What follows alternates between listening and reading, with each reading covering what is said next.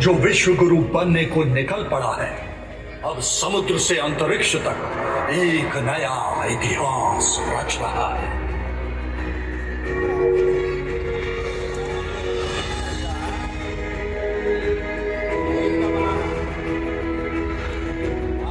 जल, थल, नभ में भारत की भूमिका और अमूल्य योगदान विश्व को नई राह दिखा रहा है। भारत का भरोसा अब सपने देखने में नहीं, अब उसे साकार करने में है।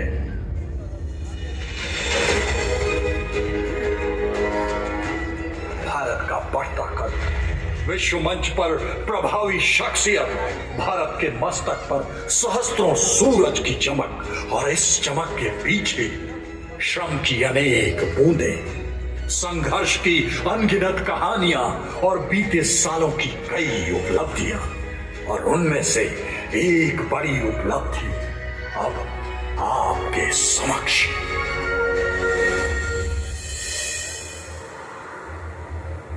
आज से कई दशक पहले की बात है। हमारी पूर्वी सरहद के उस पार काला घना अंधेरा छाया था। इंसानियत की हद पार हो चुकी थी। मानवता सवाल उठा रही थी, चीख रही थी, चिल्ला रही थी, हमसे पूछ रही थी कि ये काले बादल कब छटेंगे, इस अंधेरी रात का सूर्य कब उदय होगा, क्या कभी इस काली रात का अंत होगा। और फिर हमारे देश ने इस जघन्य अपराध के खिलाफ खड़े होने का फैसला किया। अपने पड़ोसी मुल्क, जिसे आज हम बांग्लादेश के नाम से जानते हैं, उस देश की आजादी के लिए खुद जंग के मैदान में उतरने का निर्णय लिया। घमासान युद्ध हुआ, ऐसा युद्ध जिसने इतिहास रच दिया। यह था 1971 का मुक्ति युद्ध, जिसका एकमात्र मकसद था पूर्वी पाकिस्तान की विवश तड़पती अवाम को आजादी दिलाना। कैसे हुआ यह मुमकिन? इस निर्णायक युद्ध में भारत की क्या भूमिका रही? आइए शुरू से शुरू करते हैं और 1971 के इस मुक्ति युद्ध की बारीकियों पर नजर डालते हैं।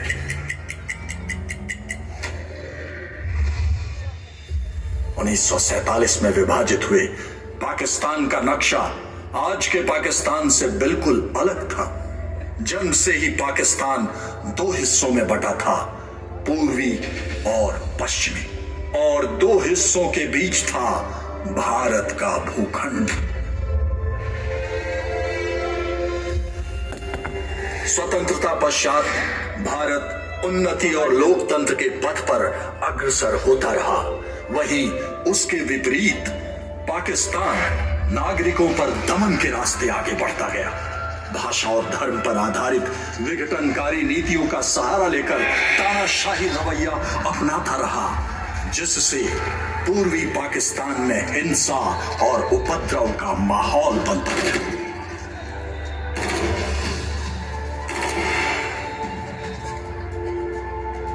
मुजीबुर रहमान के नेतृत्व में आम जनता में भड़कती संघर्ष और प्रतिशोध की ज्वाला दिन प्रतिदिन बढ़ती जा रही थी। তোমাদের যা কিছু আছে তাই নিয়ে প্রস্তুত থাকো। মনে রাখবা, রক্ত যখন দিয়েছি রক্ত আরো দেব। এই দেশের মানুষকে মুক্ত করে ছাড়বো ইনশাআল্লাহ।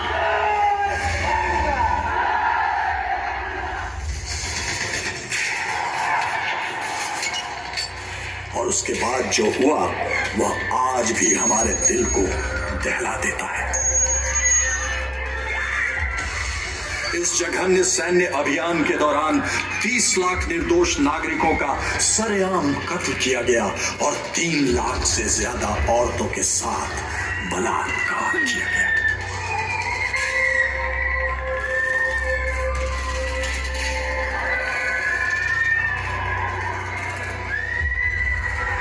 बांग्लादेश की प्रताड़ित और सहमी हुई जनता अपना देश घर बार छोड़कर भारत में शरणार्थियों का जन सैलाब बनकर उमड़ पड़ी। और इस भयानक संकट के बीच साहस, संवेदना और मानवता का उदाहरण बने भारत के लोग शरणार्थी कैंपों में डॉक्टर, नर्स, मानवाधिकार संगठनों और आम नागरिक, समाज का हर अंग उन्हें इस बड़े संकट से उभारने के लिए पूर्णतः प्रयासरत था। पाकिस्तानी सेना की क्रूरता और विनाश के खिलाफ अकेले रक्त रंजित संघर्ष में जूझती जनता को उम्मीद की एकमात्र किरण भारतीय जनता और भारतीय सरकार ने प्रदान की। इस गंभीर मुद्दे पर अंतर्राष्ट्रीय समुदाय मूक था, पर श्रीमती इंदिरा गांधी इस नरसंहार को होते देख चुप नहीं रह सकती थी और राष्ट्रीय सुरक्षा भी चिंता का विषय बन चुका था। उन्होंने थल सेनाध्यक्ष के साथ कैबिनेट की मीटिंग बुलाई। उस समय भारतीय सेना का नेतृत्व कर रहे थे जनरल सैम मानेकशॉ। मैं आपको पूर्वी पाकिस्तान में भेजना चाहती हूँ। This means war. इसका मतलब है युद्ध। इस वक्त यह उचित कदम नहीं होगा। हमें लड़ाई की तैयारी के लिए समय चाहिए और बरसात के मौसम में पूर्वी पाकिस्तान की नदियों में उफान आने की वजह से क्रॉस कंट्री मूवमेंट लगभग नामुमकिन होगी। सेना कब तक तैयार हो जाएगी? अगर हमें आवश्यक सामान और उपकरण मिल जाते हैं तो सशस्त्र सेनाएं 15 नवंबर 1971 तक पूरी तरह से तैयार हो जाएगी। और यूं एक तरफ भारतीय सेना के तीनों अंग युद्ध की तैयारी में लग गए, वहीं भारत सरकार ने मुक्ति वाहिनी की मदद करना शुरू कर दिया। यह वही विद्रोही बल मुक्ति वाहिनी था जिसका गठन पाकिस्तान की बर्बरता के खिलाफ और अपनी स्वतंत्रता के लिए हुआ था। Colonel M.A.J. ओस्मानी के नेतृत्व में मुक्ति वाहिनी ईस्ट बंगाल राइफल्स के नियमित ऑफिसर और जवानों पर केंद्रित होकर तैयार किया गया। भारतीय सेना ने 2 डिवीजन साइज फोर्स नियमित और तकरीबन 50,000 अनियमित गोरिल्ला को रिकॉर्ड समय में गठित और प्रशिक्षित किया। मुक्ति वाहिनी ने भारतीय सेना और सीमा सुरक्षा बल की चौकियों की मदद से सैन्य अभियान शुरू कर दिया। गोरिल्ला युद्ध नीति को अपनाते हुए उन्होंने बंदरगाह, पावर प्लांट, उद्योग केंद्र, रेलवे और गोदामों जैसे पश्चिमी पाकिस्तान नियंत्रित स्थानों पर घात लगाकर छापामारी कर तहस नहस कर दिया। वहीं पाकिस्तानी भी अपनी तैयारी बढ़ चढ़कर कर रहे थे। पूर्वी पाकिस्तान की सुरक्षा के लिए उन्होंने भारत के साथ लगे तमाम सीमावर्ती इलाकों के प्रमुख शहरों और कस्बों को किले की तरह मजबूत बनाया और बांग्लादेश में घुसने के तमाम सड़कों पर सेना की मजबूत मोर्चाबंदी की। एक तरफ भारत में सैन्य तैयारी चल रही थी और दूसरी तरफ वहां पूर्वी पाकिस्तान में मुक्ति वाहिनी पाकिस्तानी सेना पर घात लगाकर हमला कर उनके लड़ने की इच्छा को लगातार क्षीण कर रही थी। फेनी बेलोनिया बल्ज 16 किलोमीटर लंबा, 4 से 6 किलोमीटर चौड़ा, 3 दिशाओं से भारतीय क्षेत्र से घिरा बांग्लादेश का एन्क्लेव, इलाके का मुख्य सप्लाई लाइन, चिटागोंग से राजधानी ढाका की लाइफ लाइन। बेलोनिया बल्ज की तीनों लड़ाई बंगाली अवाम की वीरता, युद्ध कौशल और बलिदान का प्रतीक है। इस लड़ाई ने दुनिया को बता दिया कि जिन दिलों में मुक्ति की मशाल जल रही हो उनका वजूद गोलों, बंदूकों और तोपों से मिटाया नहीं जा सकता।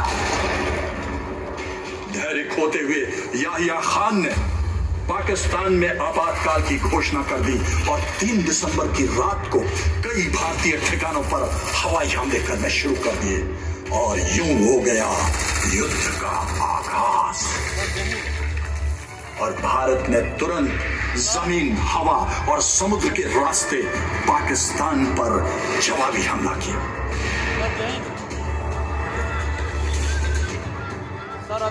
इस समय तक भारत अपनी पूरी तैयारी कर चुका था। भारत सरकार ने बहुत ही स्पष्ट युद्ध की रणनीति बनाई और युद्ध का स्पष्ट उद्देश्य था बांग्लादेशी अवाम को आजादी दिलाना। और इस उद्देश्य को हासिल करने के लिए भारत ने हर मुमकिन कदम उठाने की ठान ली। भारतीय सशस्त्र सेना के तीनों अंगों के कमांडरों ने यह तय किया कि पश्चिमी सीमा पर भारतीय सेना मजबूती से मोर्चा संभालेगी और आक्रामक तरीके से अपनी मातृभूमि की रक्षा करेगी। पूर्व की तरफ थल सेना, जल सेना और वायु सेना अपने आपसी सामंजस्य से बहुत तेजी से आक्रमण कर बांग्लादेश के बीचों बीच स्थित ढाका तक संपूर्ण इलाके पर अपना कब्जा बनाएगी और दुश्मन को पूरी तरह बर्बाद कर देगी। पाकिस्तान ने पश्चिमी मोर्चे से भारत में घुसने की कोशिश की और 4 दिसंबर को जैसलमेर पर कब्जे के लिए भारी मात्रा में पाकिस्तानी टैंक और सेना आगे बढ़ने लगी। लोंगेवाला पोस्ट पर मेजर कुलदीप सिंह चांदपुरी के नेतृत्व में मुट्ठी भर 23वीं पंजाब रेजिमेंट के भारतीय जवानों ने पूरी रात भारी तादाद में आए दुश्मन और टैंकों की विशाल पाकिस्तानी सेना को रोके रखा।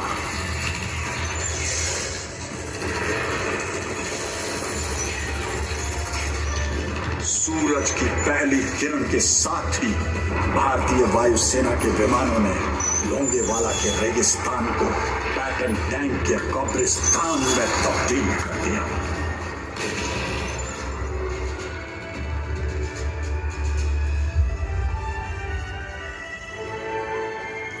वहीं बसंतर के इलाके में भारत और पाकिस्तानी सेनाओं के बीच 1971 का सबसे घमासान युद्ध लड़ा गया। टैंकों की लड़ाई के दौरान 17 पुना हॉर्स के सेकंड लेफ्टिनेंट अरुण खेत्रपाल मानो अकेले ही न जाने कितनों पर भारी पड़े। वे निडर अपने टैंक में आगे बढ़ते रहे और दुश्मनों के टैंकों को एक के बाद एक तबाह करते गए। जब वे खुद दुश्मन के टैंक के निशाने पर आए तो उन्हें टैंक छोड़कर जाने का आदेश मिला, पर वे डटे रहे और अपनी आखिरी सांस तक लड़ते रहे। Alpha 1, you must leave the tank and move back. Over. Alpha 1, okay. My main gun is still working. I will get them. Over. उनकी प्रतिक्रिया थी, मेरी मुख्य बंदूक काम कर रही है और मैं उन्हें मौत के घाट उतार कर रहूंगा। बसंतर के युद्ध में ही जरपाल गांव में 3 ग्रेनेडियर्स के मेजर होशियार सिंह मुट्ठी भर सैनिकों के साथ दुश्मन को पूरी तरह से बर्बाद कर दिया। अरुण खेत्रपाल और 3 ग्रेनेडियर्स के मेजर होशियार सिंह ने अपना रण कौशल दिखाकर परमवीर चक्र पाने का सम्मान पाया। 14 दिसंबर को flying officer Nirmaljit Singh Sekhon Srinagar airbase पर तैनात थे। तभी श्रीनगर एयरफील्ड पर पाकिस्तान के 6 सेबर जेट विमानों ने हमला करना शुरू कर दिया। हमले का मुंहतोड़ जवाब देने के लिए जब फ्लाइंग ऑफिसर निर्मलजीत सिंह सेखों उड़ान भरने ही वाले थे, तभी रनवे पर बम गिराया गया। धुंध, धूल और धुएं के बीच भी उन्होंने उड़ान भरी और दुश्मनों के पीछे लग गए। थोड़ी देर बाद अचानक साथी फ्लाइट लेफ्टिनेंट घुमन के विमान में फ्लाइंग ऑफिसर सेखों की आवाज गूंजी। मैं 2 सेबर जेट जहाजों के पीछे हूं, किसी भी कीमत पे मैं उन्हें जाने नहीं दूंगा। शायद मेरा नेट भी निशाने पे आ गया है। घुमन, अब तुम मोर्चा संभालो।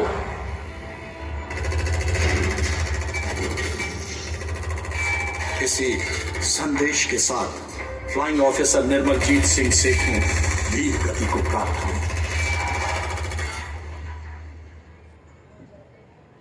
उन्होंने दुश्मन के 2 सेबर जेट को मार गिराया और दुश्मन के श्रीनगर एयरबेस को बर्बाद करने के मंसूबों को नाकाम कर दिया। अद्भुत साहस, अकल्पनीय युद्ध कौशल और जाबाजी के लिए उन्हें मरणोपरांत परमवीर चक्र से सम्मानित किया गया। भारतीय वायुसेना में परमवीर चक्र पाने वाले वो पहले सैनिक बने। वही भारतीय नौसेना ने समुद्र में वर्चस्व की कहानी रची। भारतीय नौसेना ने युद्ध के 2 मोर्चे संभाल रखे थे। एक था बंगाल की खाड़ी में पूर्वी पाकिस्तान और दूसरा पश्चिमी पाकिस्तान का अरब सागर की ओर से मुकाबला करना। उन्होंने ऑपरेशन ट्राइडेंट और ऑपरेशन पाइथन के तहत सामरिक तौर पर अत्यंत महत्वपूर्ण कराची बंदरगाह को भारी नुकसान पहुंचाया।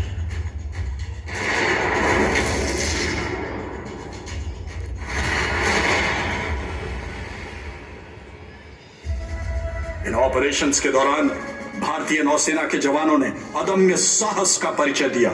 अपने साहस और बहादुरी के लिए कैप्टन महेंद्र नाथ मुल्ला को मरणोपरांत महावीर चक्र से सम्मानित किया गया। मुक्ति वाहिनी के नौसेना अंग ने पश्चिमी पाकिस्तानी नौसेना के समुद्री रास्ते से आने वाले रसद, मंगला, चिटागोंग, चांदपुर, नारायणगंज में मौजूद जलयान को डुबोकर हमेशा हमेशा के लिए महासागर के हवाले कर दिया। मुक्ति वाहिनी के वायु अंग, जिसे किलो फोर्स कहा जाता था, पाकिस्तानी वायुसेना और पाकिस्तानी अंतरराष्ट्रीय एयरलाइंस के ऑफिसर और जवानों से बना था। भारतीय वायुसेना द्वारा दी गई कुछ जहाजों की मदद से वे जमीनी लड़ाई में कारगर मदद देने में सफल रहे थे।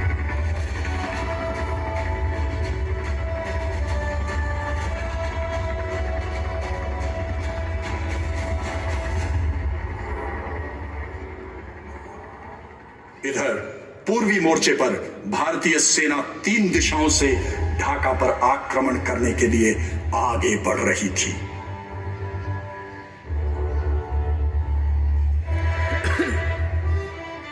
कोलकाता स्थित पूर्वी कमान के commander lieutenant general Jagjit Singh Arora ने पूर्वी युद्ध क्षेत्र को 4 सेक्टरों में बांटा था। उत्तर पश्चिमी सेक्टर में भारत की ओर से सिलीगुड़ी कॉरिडोर और कूच बिहार जिला शामिल था। लेफ्टिनेंट जनरल एमएल थापन के नेतृत्व में 33 कोर को रंगपुर, राजाशाही और बोगरा के क्षेत्र द्वारा सैन्य उद्देश्य पूरा करना था। वहीं लेफ्टिनेंट जनरल टीएन रैना के नेतृत्व में 2 कोर को पश्चिमी सेक्टर से जसोर और खुलना के महत्वपूर्ण पाकिस्तानी गैरिसन के बीच से आक्रमण करने का कार्यभार सौंपा गया।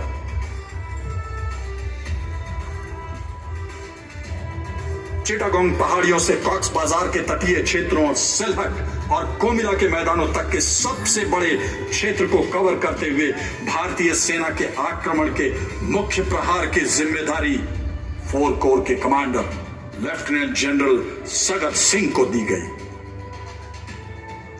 101 कम्युनिकेशन जोन को मजबूत कर उत्तरी ओर से जमालपुर और मायमन सिंह के क्षेत्रों से आगे बढ़ने का काम सौंपा गया था।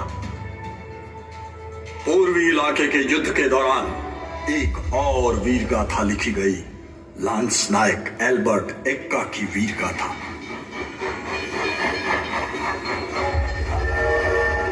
दुश्मन ने गंगा सागर में बढ़ते भारतीय 4 कोर को रोकने के लिए जबरदस्त तैयारी कर रखी थी और दुश्मन की मशीन गनें हमारे आगे बढ़ते जवानों पर भारी गोलीबारी कर रही थी।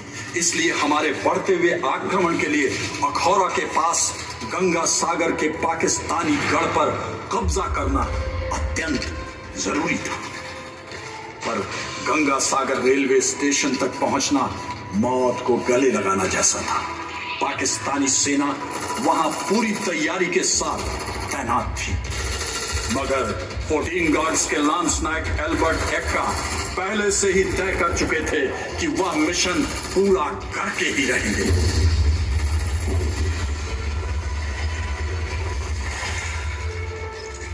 दुश्मनों की मशीन गनों और बंकरों को निशाना बनाते हुए वो वीर गति को प्राप्त हुए और उन्होंने ईस्टर्न थिएटर का अकेला परमवीर चक्र पाने का सम्मान पाया। आगे चलकर एक बहुत ही साहसी हेलीबॉर्न ऑपरेशन में 4 कोर के commander lieutenant general Sagat Singh ने सिलहट गैरिसन के नजदीक गोरखा बटालियन को उतारा। इसके बाद उन्होंने मेघना नदी के उस पार 2 ब्रिगेड से ज्यादा सैनिकों को हेलीकॉप्टर की मदद से दुश्मन के अंदरूनी इलाके में उतारा। सिलहट नियाजी का आखिरी किला था जिसके गिरते ही ढाका की ओर होने वाले आक्रमण में तेजी आ गई। 12 दिसंबर तक भारतीय सेना मेघना नदी, आसूगंज, डाउटकंडी, चांदपुर जैसे प्रमुख सैन्य स्थल तक पहुंच चुकी थी और अति महत्वपूर्ण मेघना बल्ज को भी सुरक्षित कर लिया था। 6 से 12 दिसंबर के बीच 14 हेलीकॉप्टर टास्क फोर्स द्वारा तकरीबन 350 उड़ान भरकर 3 विभिन्न स्थानों पर गोलाबारी की गई और हल्के तोपखाने, बंदूक सहित 4000 से अधिक सैनिकों और सैन्य उपकरणों को उतारा गया। मेघना एयर ब्रिज ऑपरेशन की सफलता संयुक्त तौर पर लड़ने की क्षमता का अनुकरणीय एवं ऐतिहासिक उदाहरण है। 11 दिसंबर को 2 पैरा बटालियन के बहादुर सैनिकों द्वारा तंगैल में सफलतापूर्वक किए गए पैरा ड्रॉपिंग ने पाकिस्तानियों का हौसला तोड़ दिया। यह भारतीय सेना का सबसे बड़ा एयरबॉर्न ऑपरेशन था जिसमें 700 भारतीय पैराट्रूपर्स को पाकिस्तानी सेना के पीछे एयर ड्रॉप किया गया। 15 दिसंबर की शाम तक ढाका पूरी तरह से भारतीय सैनिकों से घिरा हुआ था। 14 दिसंबर की सुबह भारतीय इंटेलिजेंस सोर्सेज द्वारा जानकारी पाई गई कि ढाका के गवर्नर हाउस में पूर्वी पाकिस्तान की एक उच्च स्तरीय बैठक बुलाई गई है। केवल 15 मिनट के भीतर ढाका का आसमान भारतीय MiG-21 विमानों की आवाज से गरज उठा। विमानों ने गवर्नर हाउस के कॉन्फ्रेंस रूम पर बम बरसाकर उसे तहस नहस कर दिया। घबराए हुए पूर्वी पाकिस्तान के गवर्नर AM मलिक ने इस घटना के तुरंत बाद अपना इस्तीफा दे दिया। भारतीय वायुसेना द्वारा रचित यह मिशन मानो ईस्ट पाकिस्तान आर्मी के ताबूत में आखिरी कील बन गया। 16 दिसंबर को सैम मानेकशॉ ने मेजर जनरल JFR जैकब को नियाजी से मिलने ढाका भेजा। आत्मसमर्पण? किसने कहा कि मैं आत्मसमर्पण कर रहा हूं? आप केवल मेरे द्वारा प्रस्तावित युद्ध विराम और वापसी पर चर्चा करने आए हैं, है ना? देखो नियाजी, तुम जानते हो कि भारतीय सेना ने ढाका को पूरी तरीके से घेरा हुआ है। इस माहौल में मैं तुम्हारे सैनिकों और उनके परिवारों की सुरक्षा सुनिश्चित नहीं कर पाऊंगा। फैसला तुम्हारा है, सोच लो। मैं तुम्हें निर्णय के लिए 30 मिनट का समय देता हूं।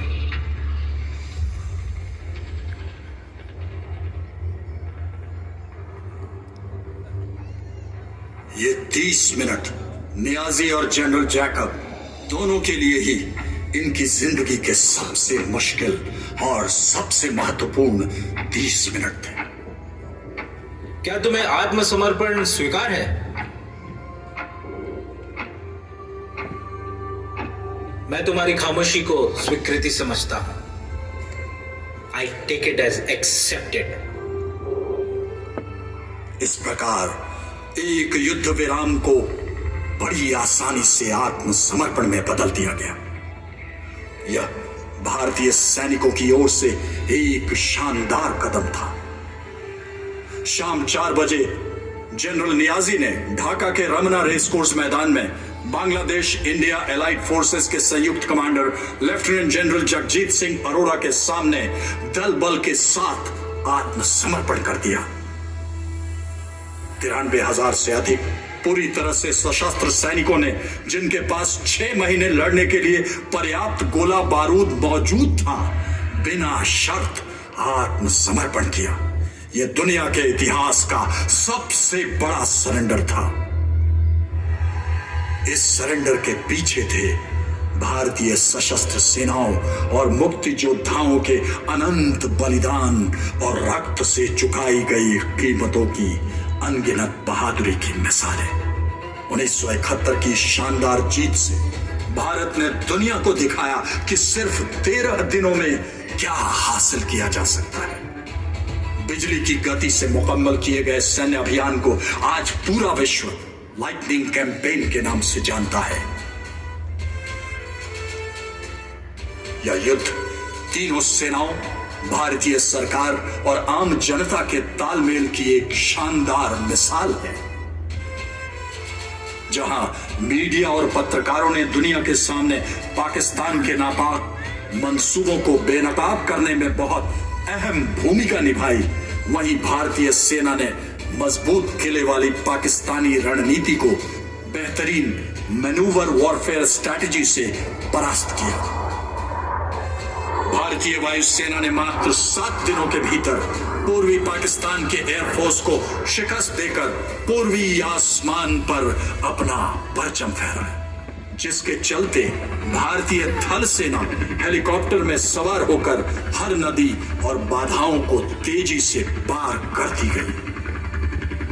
यह एक निर्णायक जीत थी, जिसमें एक राष्ट्र के संपूर्ण मानवीय आधार के कारण दूसरे राष्ट्र का जन्म हुआ। यह विजय है असत्य पर सत्य की, अंधेरे पर प्रकाश की, क्रूरता पर मानवता की, तानाशाही पर लोकतंत्र की।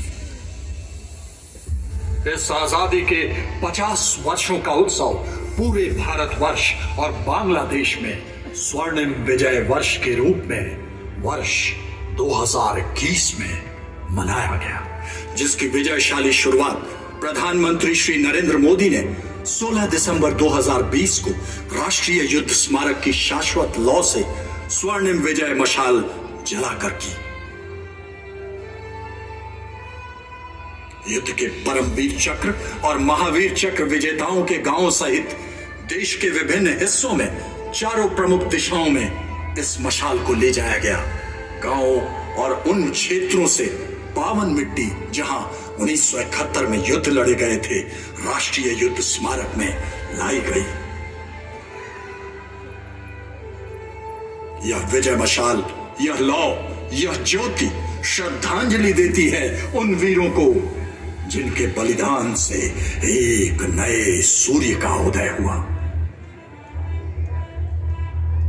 आज हम दोनों राष्ट्रों के अनंत तक रहने वाली मित्रता और प्रगाढ़ रिश्तों को और भी मजबूत करें।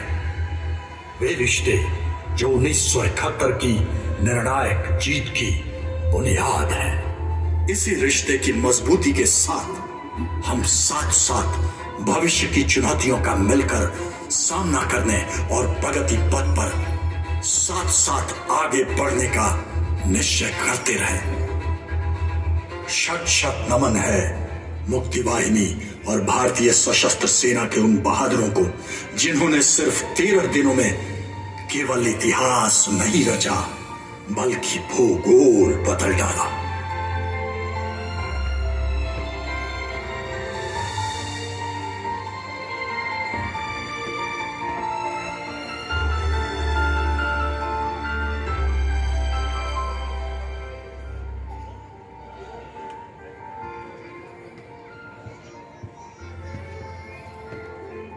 आज इतिहास के पन्नों पर भविष्य का फूल खिला है। बांग्लादेश की पहली किरण सूर्योदय के प्रहरी से आ मिला है। इतिहास के पन्नों में हम एक साथ चले, युद्ध के माहौल में हम साथ साथ पले, आगे भी साथ साथ जाएंगे। दोनों मिलकर आपसी सद्भाव सम्मान बढ़ाएंगे, मैत्री का एक नया कीर्तिमान बनाएंगे। ये कनेक्टिविटी बांग्लादेश के साथ हमारी मैत्री, हमारे व्यापार की भी मजबूत कड़ी सिद्ध हो रही है। जय बांग्ला, जय हिंद। ये अपना लाइटिंग का अभी युद्ध का हुआ खत्म, तो अभी लाइटिंग का होगा, ठीक है, लाइटिंग का होगा, देखते हैं, बता दूंगा। हाँ, What a spectacular show that was! क्या उधर है?